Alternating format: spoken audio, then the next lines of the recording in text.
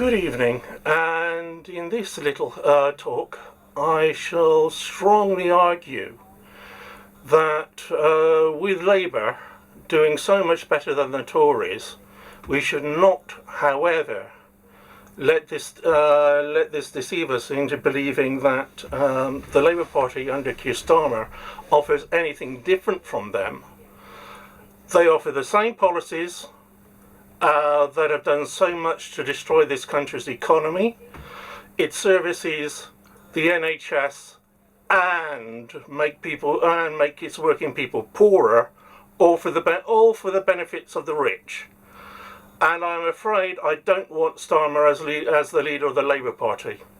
And in this video I shall explain why, and explain why, if you live in Starmer's constituency, you should consider voting for someone else, if you are at all left-wing. Now, I made a few short notes on why Starmer is such a danger to Britain, why he is destroying the Labour Party, and it went on for a couple of pages.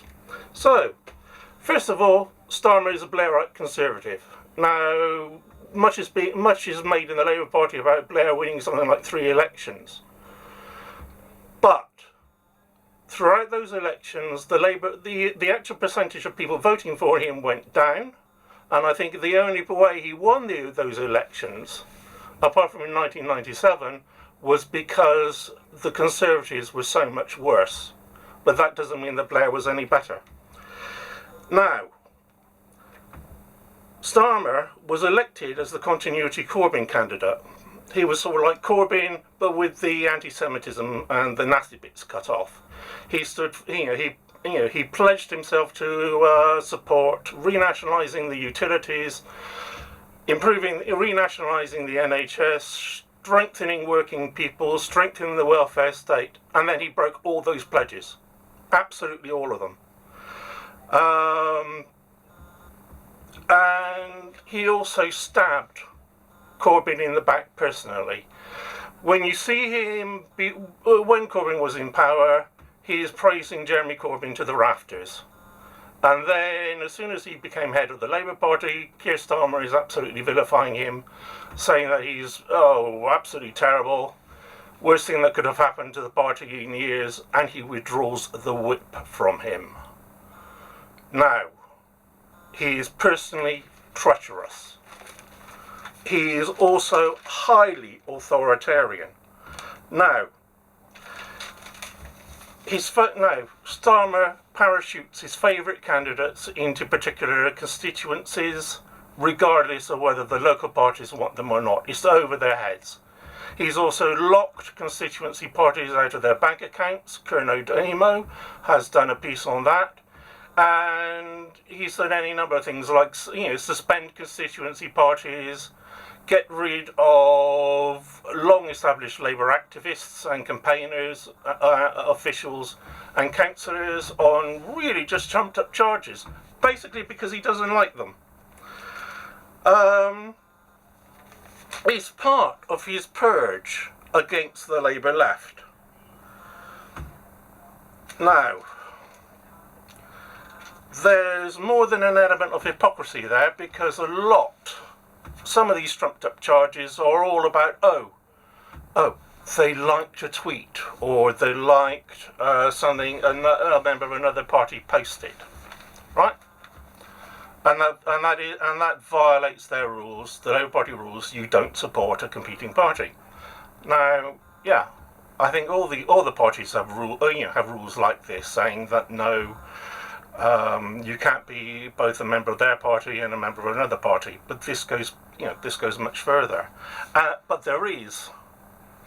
But when it comes to the Labour right, these rules don't apply to them. I mean, a number of the officials who were caught conspiring against Jeremy Corbyn, or who were alleged to have been conspiring against Jeremy Corbyn, they were members of conservative forums. In fact, one was much more right-wing and hated the Labour left far more than the proper Conservatives on there.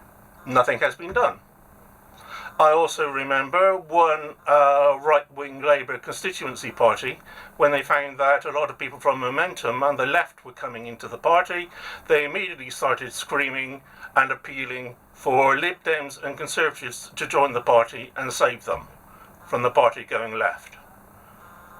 Now, that is consorting with the electoral enemy, in my opinion, and so they should have been thrown out, but they weren't. Nothing was done, because they're members of the Conservative right. Now, what else? Oh yeah, there is the question of anti-Semitism. And I strongly believe that Keir Starmer is a sectarian anti-Semite. Starmer describes himself as 100% pro-Zionist, and it's been noted by Jewish Voice for Labour that Jewish people are massively more likely to be purged under these charges than Gentiles. Not that Gentiles have been free of it. We've seen really hard-working, genuinely anti-racist, genuine opponents of anti-Semitism like Mark Wadsworth purged on, again, trumped-up ridiculous charges. Mark Wadsworth, you will remember, was a black anti-racist activist who was accused of anti-Semitism because I think he caught one of the Labour right handing a pamphlet over to a Telegraph journalist and made a comment about it, not knowing that she was Jewish, and she immediately said, oh well, you know, this is an anti-Jewish trope of the Jewish traitor.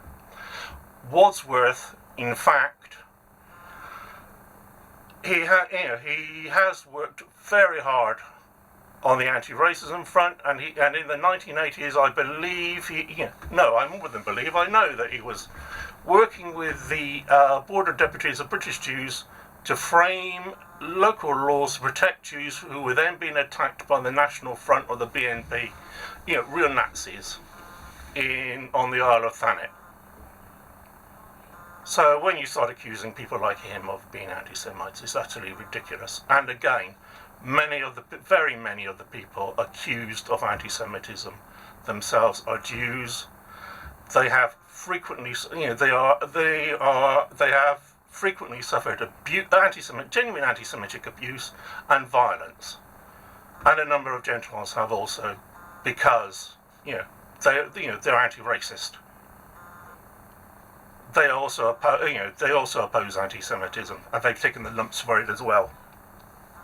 So where does this come from? Well, it's because of the politics, I'm afraid, of Zionism. There is a campaign to present the state of Israel as the state of all Jews. And furthermore, no criticism of the brutal way it treats the Palestinians may be tolerated, because this will be presented by the defenders of people like Netanyahu as anti-Semitic. The people who criticize Israel, many of them are anti-Zionists. Some of them are Zionists, and many of them are just decent people who have also criticized other oppressive states. But it's a great way of purging and smearing opponents of Israel. And also it was weaponized by our political establishment as a way of purging the Labour left. The papers, the right-wing press and media had tried it with the accusations that Jeremy Corbyn and his followers were communists, they were Trotskyites, they supported the IRA. Of course they didn't. I mean, there was a quote someone found from an Ulster loyalist that's involved in the peace negotiations, and he said that Mr. Corbyn was even-handed and trusted by the loyalists as well as the Republicans. So it's complete nonsense. It's another pretext to purge the left. And then we come on to his policies. Now, privatisation has been an utter disaster. It has resulted in poor services supported by higher subsidies and higher charges way across the board. Now, one of the problems is we've seen, thanks to privatisation down here in Bristol, I've seen bus services cut and just vanish. And that's part of Thatcher's privatisation policy. Railway privatisation doesn't work. We've seen services that decline, and we've seen some of the rail networks having to be taken back into national management. Before, of course, they try and find someone else, another private contractor, to run it disastrously. Academy schools. A lot of the academy chains have collapsed. Again, they've had to be taken into national administration, but again they're sold back to some wretched academy trader, the highest bidder, despite the fact that the academies actually don't do any better than ordinary state schools, or ordinary state schools would if they had the funding of the academies. And we've seen the water, massive pollution, and the money that should have been used to clear it up, and to improve services was instead spaffed away on high wages and nice big bonuses for the shareholders. And you get onto the electricity, and it's the same. It's right across the board. These services need to be renationalised. But Starmer is not going to do it. In fact, he doesn't want to do it. He's pivoting away to do it. He's sidelining the trade unions and appealing for corporate donors. We won't get anything out of him. We won't get improved services. We'll just get more privatisation. And what else? What else does he do? Yes, and then there's the problem with the NHS. Again, this is so much to do with privatisation.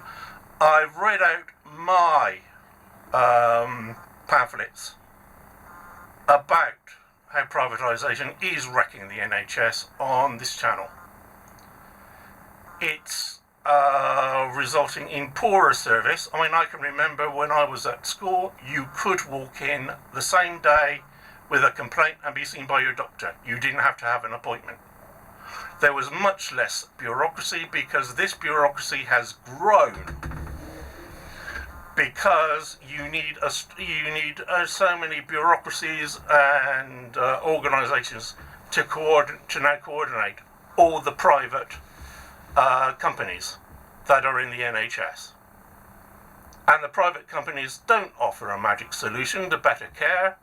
What they offer is poorer services, cut services, because they have to make a profit as well. Just like the privatised utilities. Now, Tony Blair did as much or more to privatise the NHS as the Conservatives. Keir Starmer worships Tony Blair. A little while ago, the Labour shop, ho ho, that's a joke, was selling merchandise with Tony Blair, Tony Blair plastered all over it. You could get Tony Blair mugs, no doubt other things as well. No. Tony Blair has been a disaster for this country. An absolute disaster. And then let's look at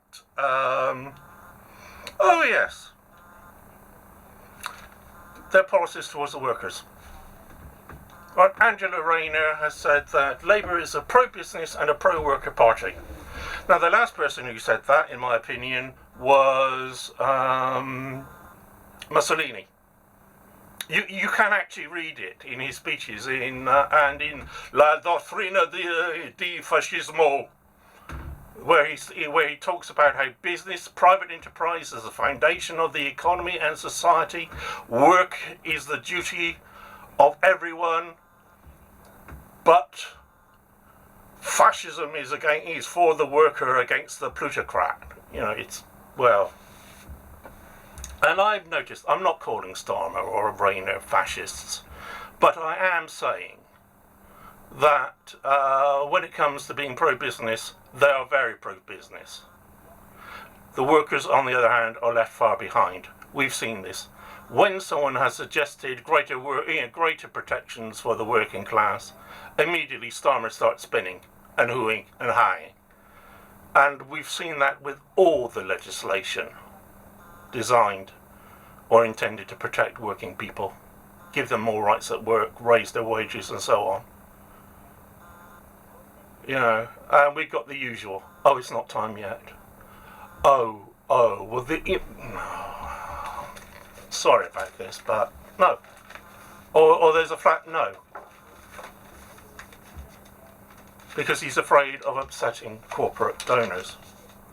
Now, let's have a look. Now, let's go on. Oh, yeah. I'd say also he's a threat to democracy and free speech. He's very, very, very close to the security services and the intelligence establishment. Very close. He's done everything he could to block the prosecution of police officers caught violating the rules or doing wrong, or at the same time he's keen to prosecute protesters. There has been the case of the young autistic man Gary McKinnon, who broke into the American security web on the mistaken belief that he was going to find evidence there of crashed saucers and alien bodies. That part of UFO lore. Now, there were strong reasons why McKinnon should not have been extradited to America. I mean, you started with the fact that his autism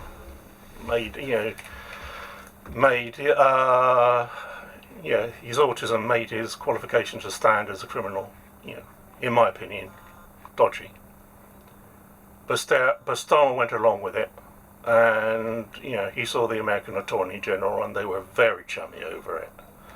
Now, there's a real threat to democracy in this country, a real threat, because the Conservatives on the one hand are pushing through legislation to make protests and demonstrations difficult.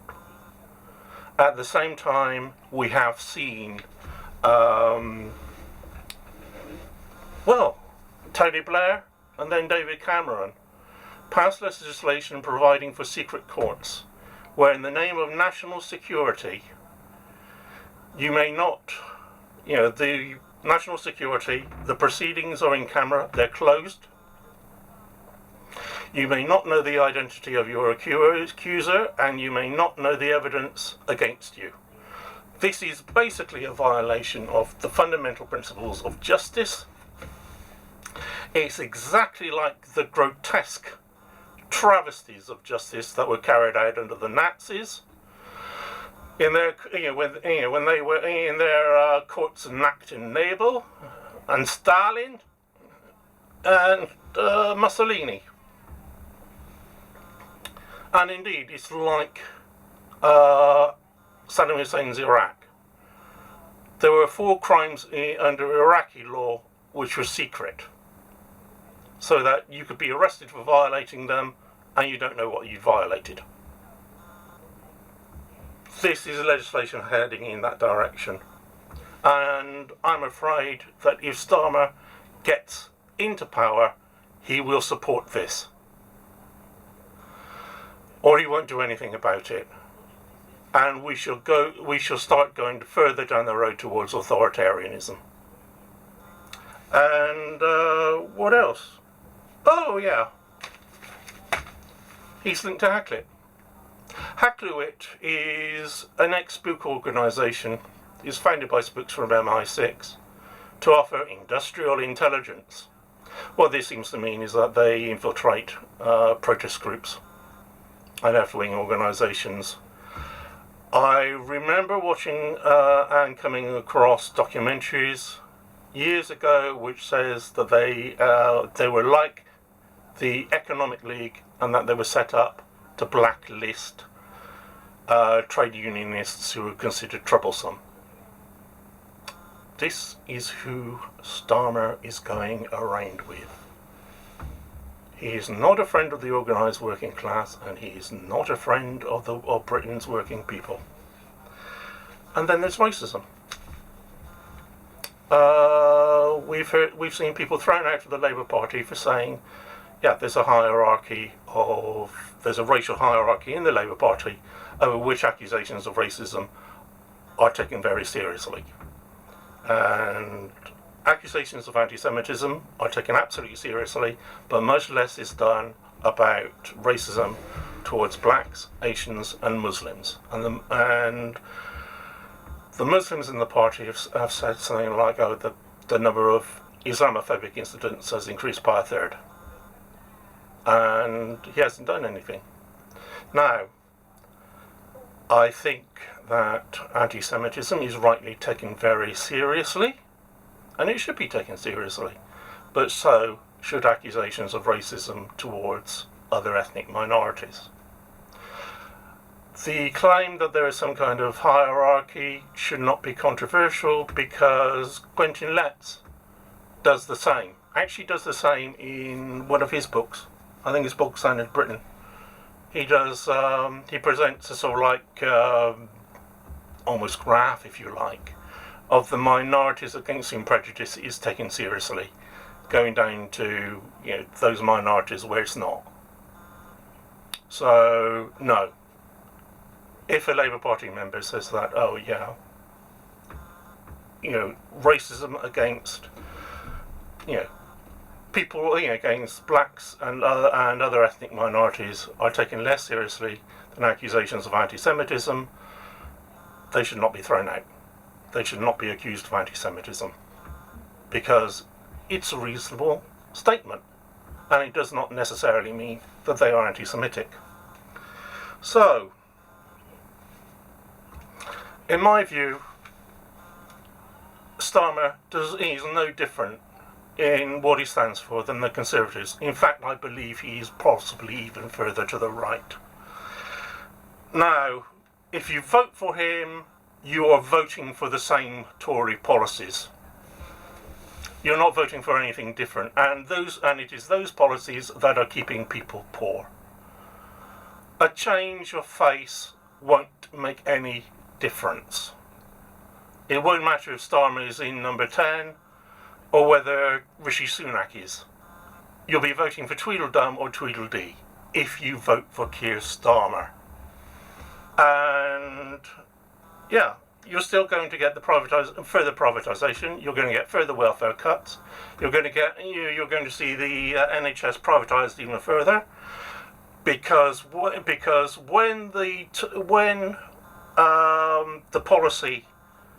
the policy of opening up the private sector to take over NHS, to cut NHS waiting lists was started in New Zealand, and it was intended then as a prelude to full privatisation. That's why I don't trust it from Rishi Sunak, and I certainly don't trust it from Starmer. So that's it. He's Tory.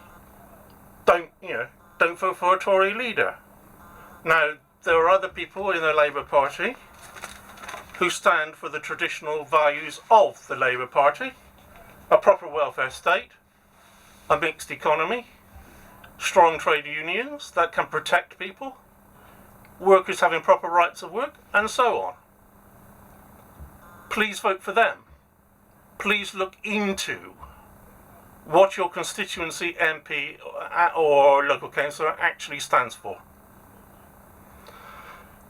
But I ask you, if you are a member of Keir Starmer's constituency, please do not vote for him.